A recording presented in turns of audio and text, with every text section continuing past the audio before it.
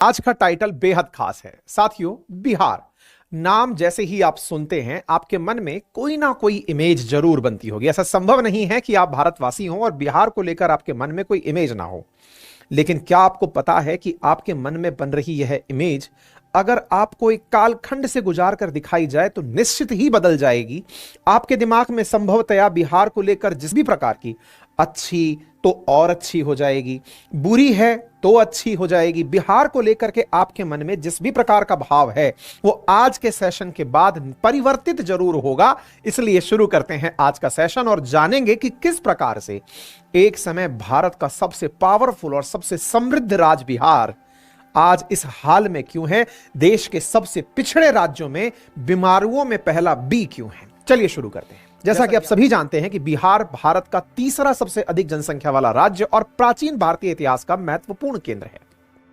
लेकिन जब आप बिहार राज्य शब्द हमारे कानों में पड़ता है तो हमारे मन में इसकी दो छवि बनती हैं। पहली उस राज्य के तौर पर जो देश आईएएस आईपीएस देने वाला राज्यों में गिना जाता है और दूसरी छवि उस राज्य के तौर पर जो भारत का सबसे गरीब राज्य है, जिसकी साक्षरता दर सबसे कम है, जहां लोगों का एक बड़ा वर्ग स्वास्थ्य, शिक्षा, रोजगार, सड़क जैसी मूलभूत आवश्यकताओं से भी वंचित है। साथियों, ऐसा बिल्कुल नहीं है कि भारत के सभी राज्यों में सारी सुविधाएं मौजूद हैं और सिर्फ बिहार ही कहीं ऐसा राज्य हो जहां ऐसी सुविधाएं ना हो।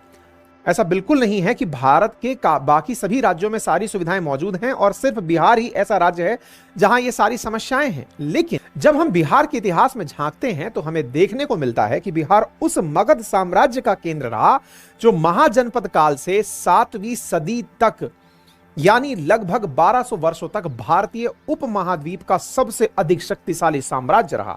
और इस मगध साम्राज्य ने ही हमें बिंबिसार, महात्मा बुद्ध, महावीर, जैन, मौर्य काल में महासम्राट अशोक और गुप्त काल में समुद्रगुप्त जैसे महान सम्राट दिए। तीसरी और छठी शताब्दी में रहे गुप्त साम्राज्य को भारतीय इतिहास का स्वर्णिम काल कहा जाता है, क्योंकि गुप्त सम्राट के शासनकाल में भारत में संख्या शास्त्र, खगोल शास्त्र, विज्ञान और धर्म दर्शन शास्त्र के क्षेत्र में अभूतपूर्व प्रगति देखने को मिली थी। और जब विज्ञान और शिक्षा की बात हो रही हो तो हम विश्व प्रसिद्ध नालंदा विश्वविद्यालय को कैसे भूल सकते हैं, जिसमें महान गणितज्ञ आर्यभट्ट जैसे प्रधानाचार्य और शून्यवाद का सिद्धांत देने वाले नागार्जुन जैसे आचार्य मौजूद थे। साथियों, एक और बिहार का वह इतिहास जिसके बिना हम प्राचीन भारत का वर्णन भी नहीं कर सकते, और वहीं दूसरी ओर भारत को इतने बड़े साम्राज्य और इतने महान व्यक्तित्व देने वाले बिहार आज बिल्कुल हाशिए पे नजर आता है। सवाल है, ऐसा क्यों? कभी भारत की सबसे समृद्ध राजधानी रहा पाटलिपुत्र आज भारत के सबसे गरीब राज्य की राजधानी पटना बन गई है। कभी विश्व भर के लोगों के लिए 800 वर्षों तक ज्ञान पुंज रहा नालंदा विश्वविद्यालय वाला राज्य आज भारत का सबसे कम साक्षरता वाला राज्य बन गया है। विस्तार पूर्वक आज के सेशन में इस विषय पर चर्चा होने वाली है। साथियों, बिहार का जो आज अधिकतम हिस्सा है वो लंबे समय तक एक ही साम्राज्य का हिस्सा रहा, यानी मगध साम्राज्य का, जिसने राजगीर, मिथिला, पाटलिपुत्र जैसे आज पटना कहा जाता है, बोधगया और नालंदा जैसे स्थान प्रमुख थे। और इसीलिए बिहार का जो अपना इतिहास है उसमें मगध का जिक्र बहुत अनिवार्य हो जाता है। आज के बिहार के ऊपर आने से पहले हम थोड़ा सा इसके प्राचीन इतिहास को जान लेते हैं। मगध के इतिहास को 600 ईसा पूर्व के आसपास शुरू किया जाता है, क्योंकि इस समय अवधि के बाद हमें साम्राज्य का एक क्रम और उनके शासनकाल की मुख्य बातें जानने को मिलती हैं। 600 बीसी से लेकर 7वीं शताब्दी एडी तक मगध भारतीय उपमहाद्वीप का केंद्र था और इस दौरान मगध में हर्षक, नंद, मौर्य, गुप्त राजवंशों ने शासन किया, जिसमें सबसे लंबी अवधि तक गुप्त वंश का शासन चला, लगभग 300 वर्षों तक। गुप्त वंश की स्थापना श्री गुप्त की। गुप्त वंश के शासनकाल को भारतीय इतिहास का स्वर्णिम काल कहा जाता है, क्योंकि गुप्त काल के दौरान मगध, विशेषकर बिहार का क्षेत्र, भारत का सबसे महत्वपूर्ण स्थान बन चुका था। इसका सबसे बड़ा कारण था 5वीं सदी में कुमारगुप्त द्वारा नालंदा विश्वविद्यालय का निर्माण, और अपने चरम पर इस विश्वविद्यालय में दुनिया भर से छात्र अध्ययन करने आते थे। और यह परिसर इतना बड़ा रहा होगा, इसका अंदाजा आप यूं लगा सकते हैं कि इसमें 10,000 छात्रों के रहने की व्यवस्था हुआ करती थी। इस विश्वविद्यालय में 2000 आचार्य थे, जिनमें आर्यभट्ट और नागार्जुन भी थे, जिनके विषय में हमने वीडियो के शुरुआत में जिक्र किया था। गुप्त साम्राज्य के शासन में ही भारत को अंकन की दशमलव प्रणाली, महान संस्कृत महाकाव्य, हिंदू कला के साथ साथ खगोल विज्ञान, गणित, धातु विज्ञान की बहुत अच्छी समझ हुई। गुप्त काल की धातु विज्ञान का सबसे बड़ा उदाहरण तो आज भी हमारे सामने है, दिल्ली के अंदर स्थित लौह स्तंभ, जिसे चंद्रगुप्त द्वितीय के शासनकाल में निर्मित किया गया था। लगभग 1600 साल बाद भी वो बिना जंग के यूं की यूं खड़ा है। गुप्त काल में मंदिरों के निर्माण और वास्तुकला पर भी विशेष जोर दिया जाता था। देवगढ़ में स्थित दशावतारम मंदिर इसका प्रमुख उदाहरण है। इसके अलावा व्यापारिक दृष्टिकोण से भी गुप्त साम्राज्य ने बहुत अधिक सफलता प्राप्त की। गुप्त काल के दौरान व्यापार उड़ीसा और दक्षिण भारत के तटों से दक्षिण पूर्वी एशिया में होता था। वहीं रेशम मार्ग लाल सागर और फारस की खाड़ी से समस्त मध्य एशियाई और यूरोपीय क्षेत्रों में व्यापार हुआ करता था। लेकिन गुप्त वंश के बाद आए राजवंशों के शासनकाल में 7वीं सदी के अंत तक मगध लगभग अपनी संपूर्ण पहचान खो चुका था और भारत में दूसरे अलग अलग शक्तिशाली साम्राज्य स्थापित हो चुके थे। और फिर 13वीं सदी के अंतिम दशक में मगध ने अपनी सबसे बड़ी सांस्कृतिक पहचान भी खो दी, जब तुर्की शासक बख्तियार खिलजी ने साल 1293 में नालंदा विश्वविद्यालय में आग लगवा दी। कहा जाता है कि इस विश्वविद्यालय में इतनी पुस्तकें थी कि पूरे 3 महीने तक यहाँ के पुस्तकालय में आग धधकती रही। बख्तियार खिलजी ने सभी बौद्ध भिक्षुओं को मौत के घाट उतार दिया और उसके इस आक्रमण के बाद हुए लगातार आक्रमणों में बिहार में स्थित सभी बौद्ध मठों को और मंदिरों को उजाड़ दिया गया। साथियों, इसके बाद 17वीं और 18वीं सदी भारतीय उपमहाद्वीप के लिए फिर से एक नए और प्रभावी परिणाम लेकर आई, जिसका कारण था वास्को डिगामा द्वारा खोजा गया नया समुद्री मार्ग, जिसने फ्रांस, डच, पुर्तगाल समेत ब्रिटेन के उपनिवेशवादी साम्राज्य को भारत में आने के लिए आमंत्रित किया। और इसकी शुरुआत होती है साल 1500 में, जब पुर्तगाली व्यापारी कालीकट केरल में अपनी पहली फैक्ट्री स्थापित करते हैं। और उनके बाद डच, ब्रिटिशर्स और फिर फ्रांस के व्यापारी साल 1632 में डच पटना में अपनी पहली फैक्ट्री स्टैब्लिश करते हैं, जिसके कॉटन के प्रोडक्शन के लिए लगाया गया था। लेकिन ब्रिटिशर्स की भारत में स्थिति मजबूत होती है साल 1757 और 1764 में बक्सर के युद्ध के बाद, जिसमें ईस्ट इंडिया कंपनी की मीर कासिम और बंगाल के नवाब शुजाउद्दौला की संयुक्त सेनाओं के साथ युद्ध हुआ। और युद्ध में ब्रिटिशर्स ने बंगाल के नवाब सिराजुद्दौला को हराने के बाद अप्रत्यक्ष रूप से भारत में अपने उपनिवेशवाद साम्राज्य की शुरुआत कर दी थी। तो अब बिहार ब्रिटिशर्स के काल में कैसा हुआ? साथियों, बक्सर युद्ध जीतने के लगभग 1 साल बाद 1765 में ब्रिटिशर्स ने बंगाल प्रेसिडेंसी की स्थापना की, जिसमें आज के बिहार, झारखंड और पूर्वोत्तर का बड़ा हिस्सा समेत बर्मा तक, यानी कि आज का जो म्यांमार और सिंगापुर वाला हिस्सा है, वो भी शामिल था। और आज के बिहार की नींव भी इसी प्रेसिडेंसी रूल के दौरान लिए गए फैसलों से पड़नी शुरू हो गई थी। प्रेसिडेंसी की स्थापना के बाद ब्रिटिशर्स के सामने सबसे बड़ी चुनौती आती है टैक्स कलेक्शन की, क्योंकि इतने बड़े क्षेत्र के टैक्स को कलेक्ट करने के लिए एक बड़े प्रशासनिक तंत्र की आवश्यकता थी, जो बिना किसी बेईमानी के टैक्स के अमाउंट को कंपनी तक पहुंचाए। और इसके समाधान के लिए ब्रिटिश अधिकारी लॉर्ड कॉर्नवालिस ने अपने कार्यकाल में 1790 में मुगलों द्वारा स्थापित की गई जमींदारी व्यवस्था को लागू कर दिया, लेकिन कुछ बदलावों के साथ।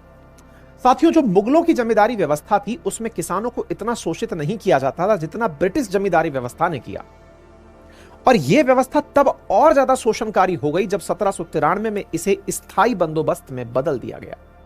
स्थायी बंदोबस्त के तहत किसानों को अपनी उपज के 11 में से 10 हिस्से टैक्स के रूप में देने पड़ते थे, यानी कि कुल उपज का लगभग 89%। शुरुआती सालों में तो स्थायी बंदोबस्त ब्रिटिशर्स के लिए काफी फायदेमंद साबित हुआ, क्योंकि बिहार की उपजाऊ जमीन में अनाज का अच्छा उत्पादन होता था, जिससे ईस्ट इंडिया कंपनी को बहुत अधिक मात्रा में रेवेन्यू मिल रहा था। और इस चीज को देखते हुए ब्रिटिशर्स ने इस व्यवस्था को धीरे धीरे उत्तर भारत के काफी हिस्सों में लागू करना शुरू कर दिया। लेकिन दूसरी ओर इस व्यवस्था ने किसानों को बुरी तरह प्रभावित करना शुरू किया, क्योंकि जब हम कम बारिश और अन्य कारणों से अपनी फसल को खराब होता देखते हैं, तो इतना अनाज उत्पादन नहीं हो पाता कि हम अपनी फसल का 10 हिस्सा अंग्रेजों को दे दें। 11 में से 10 हिस्सा दे दें तो ऐसा संभव नहीं हो पाता। ऐसी स्थिति में किसानों को अपनी जमीन से हाथ धोना पड़ा, क्योंकि वो एक मिडिल मैन के भेंट चढ़ चुके थे। वो जमींदार जो अंग्रेजों से ठेका पर जमीन लिया था, किसानों का शोषण करके पैसा पहुंचाता था, अब वो जमींदार साहूकार की भूमिका में आने लगा।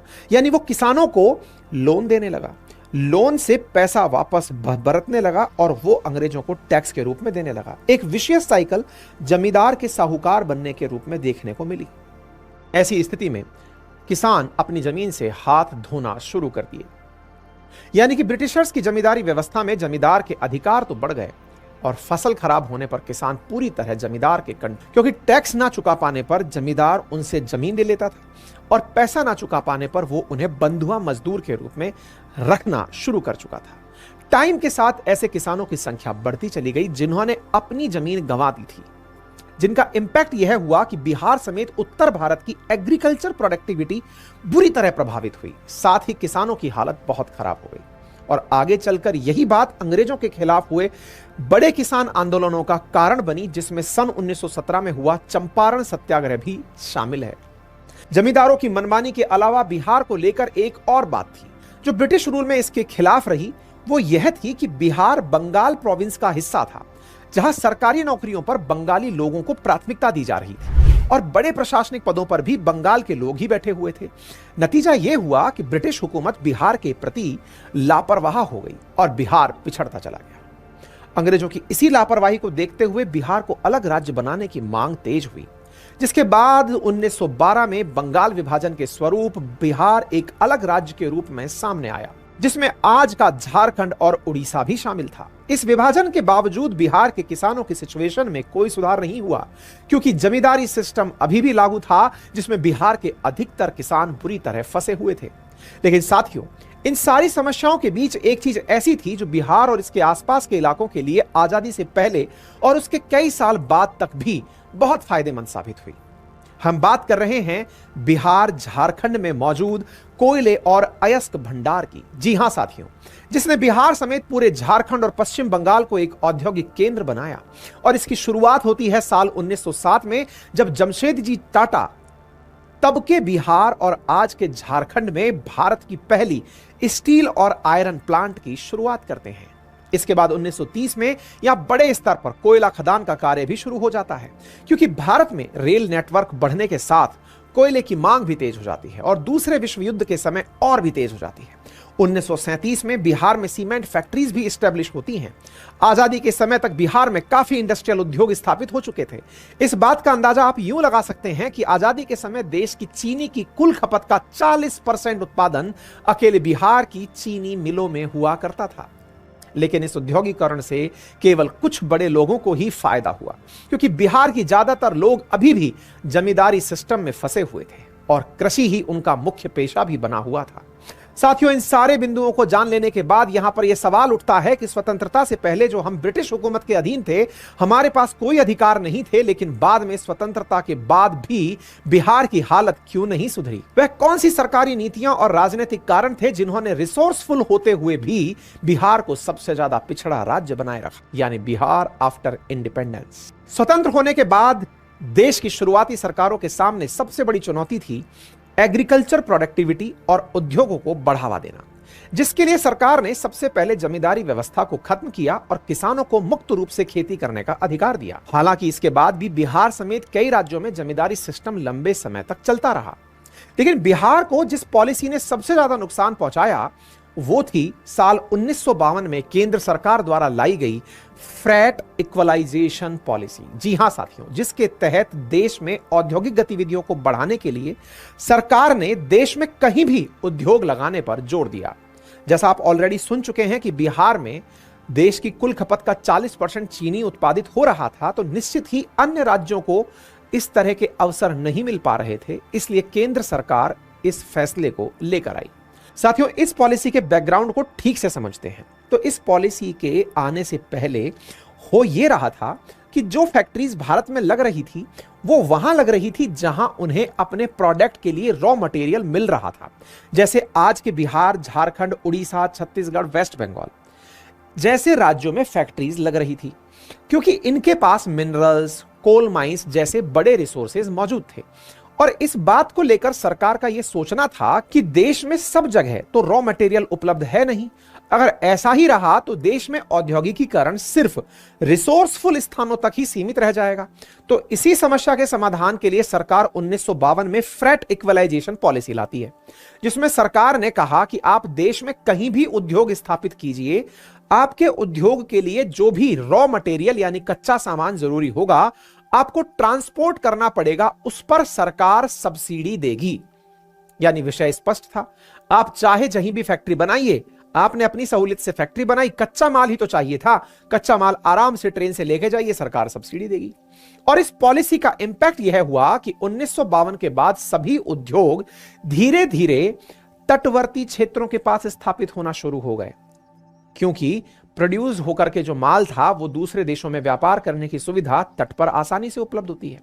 उद्योगपति बिहार, झारखंड, छत्तीसगढ़, मध्य प्रदेश जैसे रिसोर्सफुल राज्यों से रॉ मटेरियल ट्रांसपोर्ट करवाने लगे, जिस पर सरकार उन्हें सब्सिडी देती और फिर फैक्ट्रीज में बने प्रोडक्ट्स को कम खर्चे में समुद्री मार्ग से विदेश और अन्य राज्यों तक पहुंचाने लगी। फ्रेट इक्वलाइजेशन पॉलिसी ने जहां एक और महाराष्ट्र, गुजरात, कर्नाटक, तमिलनाडु में समुद्र के नजदीक मौजूद मुंबई, अहमदाबाद, हैदराबाद, बेंगलुरु, पुणे और चेन्नई जैसे महानगरों को खड़ा कर दिया, वहीं दूसरी ओर बिहार, झारखंड, छत्तीसगढ़, मध्य प्रदेश जैसे लैंड लॉक्ड रिसोर्सफुल रीजन्स इन महानगरों के विकास के पीछे सिर्फ रॉ मटेरियल के सप्लायर बने रह गए। फ्रेट इक्वलाइजेशन पॉलिसी 1993 तक प्रभावी रही, लेकिन तब का बिहार बहुत बदल चुका था। अब यहां उद्योग को स्थापित करना और भी ज्यादा मुश्किल हो गया था, जिसके दो बड़े कारण थे। पहला, पॉलिटिकल इम्बैलेंस, और दूसरा, बिहार के किसानों के पास मौजूदा कम साइज जमीन का, यानी कि लेस लैंड साइज।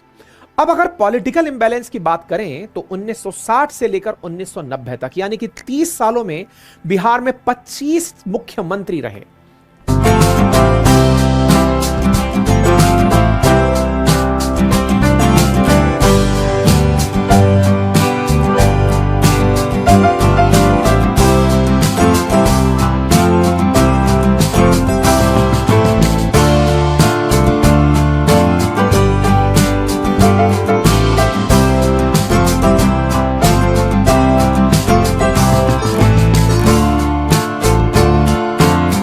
इसके अलावा इन 30 सालों में बिहार में 4 बार राष्ट्रपति शासन भी लगा।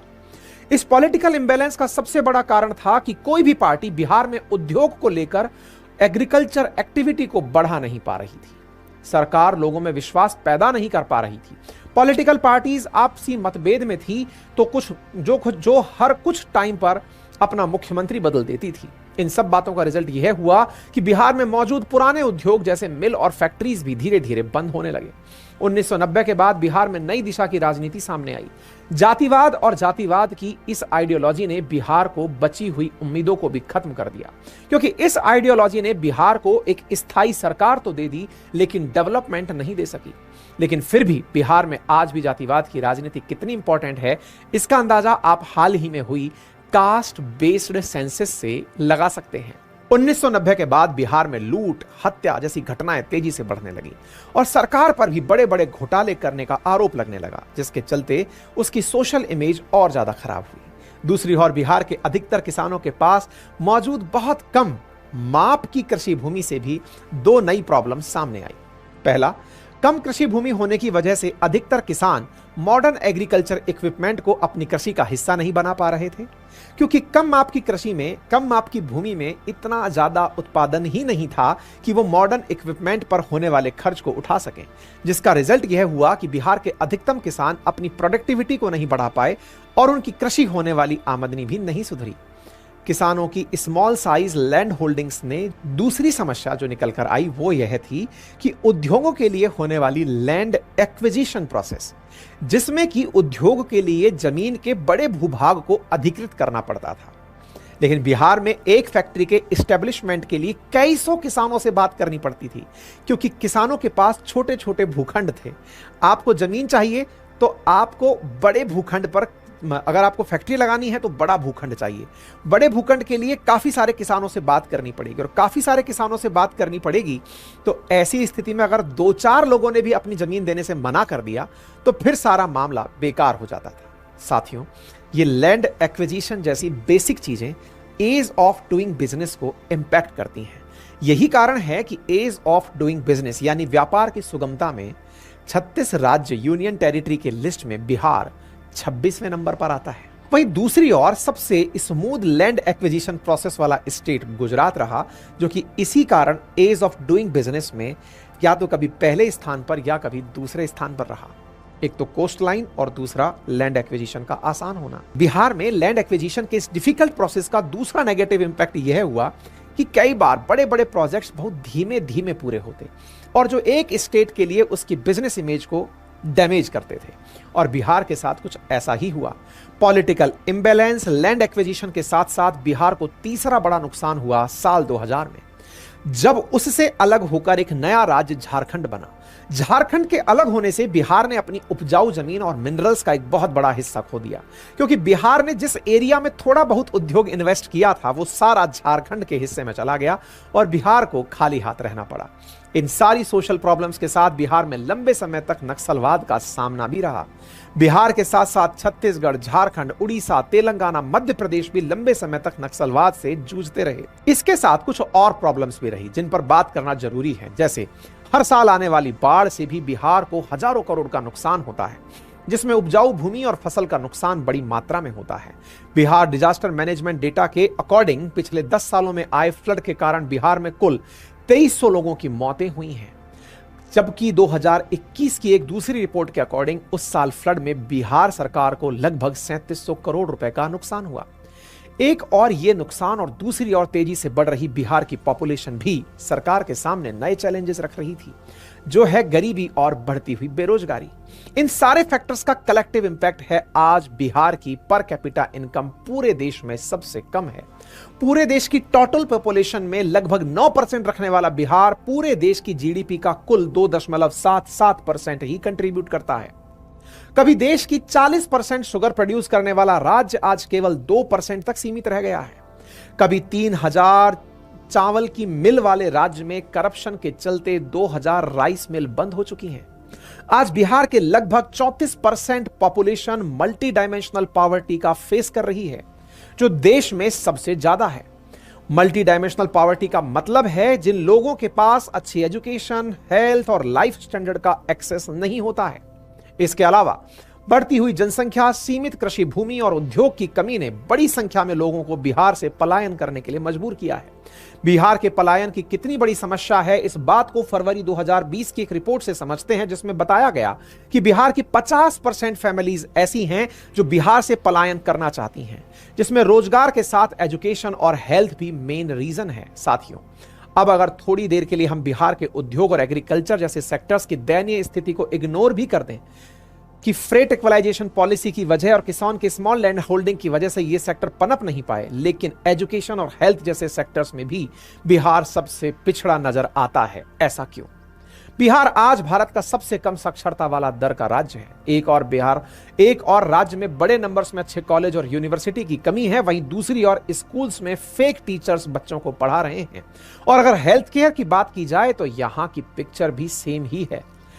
कोविड के टाइम पे तो बिहार समेत कई राज्यों के हेल्थ केयर सिस्टम की पोल ही खुल गई, खासकर रूरल एरिया में, जहां डॉक्टर्स के साथ साथ हॉस्पिटल में बेसिक फैसिलिटीज की भारी कमी देखने को मिली। यही सारी चीजें एक साथ मिलकर इंपैक्ट करती हैं किसी स्टेट या कंट्री की ग्रोथ को। और अगर बिहार भी इस पिछड़ेपन से बाहर निकलना चाहता है तो सबसे पहले उसे शिक्षा और स्वास्थ्य जैसी बेसिक नीड्स को ठीक करना होगा। उसके बाद एग्रीकल्चर सेक्टर्स को, फार्मर्स के कलेक्टिव एफर्ट्स को सुधारना होगा। सिर्फ स्कीम को लॉन्च करने से सिचुएशंस नहीं चेंज होती, उनको रूट तक इंप्लीमेंट करना पड़ता है, तब जाके कुछ सालों में रिजल्ट्स आते हैं। यह बात सबको समझनी चाहिए। साथियों, यह भी सच है कि बहुत सी ज्योग्राफिकल कंडीशंस और डेमोग्राफिकल चैलेंजेस किसी भी स्टेट या कंट्री के डेवलपमेंट में एक जरूरी हिस्सा होते हैं। अगर ज्योग्राफिकल कंडीशंस अच्छी होंगी तो सारी चीजें पॉसिबल और आसान नजर आती हैं। अगर खराब होंगी तो चीजें मुश्किल जरूर होती हैं, लेकिन असंभव नहीं। परंतु जब बिहार की बात आती है तो यहां सबसे बड़ी कमी महसूस होती है लीडरशिप की, क्योंकि आजादी के बाद शुरुआती दशकों में पॉलिटिकल इंबैलेंस और उसके बाद आइडियोलॉजिकल इंपैक्ट ने बिहार को पीछे धकेलने का काम किया, और इन सब के कारण हुई प्रशासनिक त्रुटियों और सामाजिक अव्यवस्थाओं ने इस पिछड़ेपन को और ज्यादा बढ़ाने का काम किया। साथियों, ये था हमारा बिहार के संक्षिप्त इतिहास और इसकी आज की स्थिति के ऊपर वीडियो। आई होप आपको हमारे द्वारा दी गई है जानकारी पसंद आई होगी। आपका क्या सोचना है इसके विषय में कमेंट बॉक्स में हमें अपनी राय अवश्य दें। यह संभव है कि सारे कारणों का एक सेशन में कलेक्शन पॉसिबल ना हुआ हो। आपसे गुजारिश है कि आप भी अपनी तरफ से कुछ पॉइंट्स ऐड करें, और अगर आपको लगता है कि और भी कोई कारक जिम्मेदार है तो फिर हम भविष्य में और भी कोई अपडेटेड वीडियो आप तक लेकर आएंगे। लेकिन जाने से पहले आप इस चैनल को सब्सक्राइब करना बिल्कुल ना भूलें। धन्यवाद।